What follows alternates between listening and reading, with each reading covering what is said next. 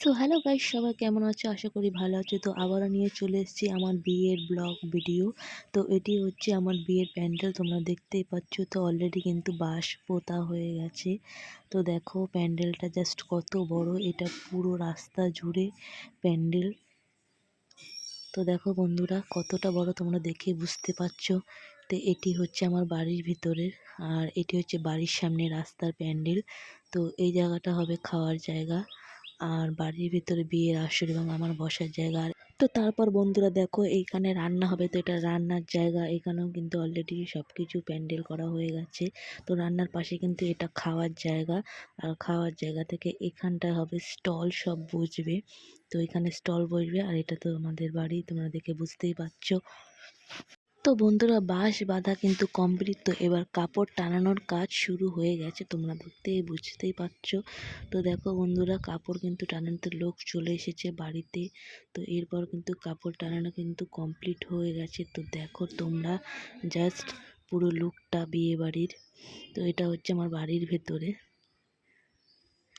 তো বন্ধুরা বিয়ে বলে কিন্তু কথা, তো বিয়ে সবার জীবনে একবারই হয়, তা মনের মতো না হলে কি আর হয়। তাই সব কিছু কিন্তু আয়োজন একদম তোড়জোড় মনের মতো করে চলছে। তো তোমরা দেখে বুঝতে পারছো এটা হচ্ছে বাড়ির সামনে, জাস্ট উপরের ডেকোরেশনটা দেখো কতটা সুন্দর লাগছে। তোমাদের কার কার কিন্তু আমার বিয়ের প্যান্ডেল ভালো লেগেছে অবশ্যই কমেন্ট করে জানাতে বলো না।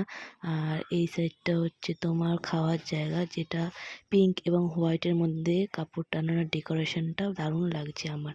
তোমাদের কার কার ভালো লাগছে অবশ্যই কমেন্ট করে জানিও।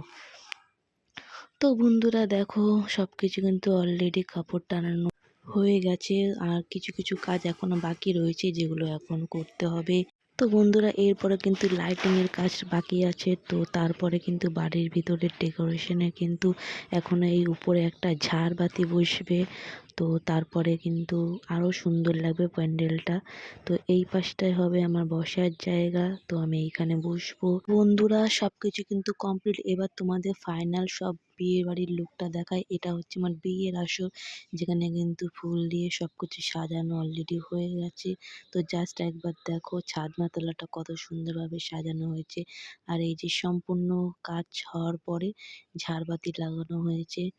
তো তোমরা কিন্তু দেখেই বুঝতে পারছো কতটা যা সুন্দর লাগছে।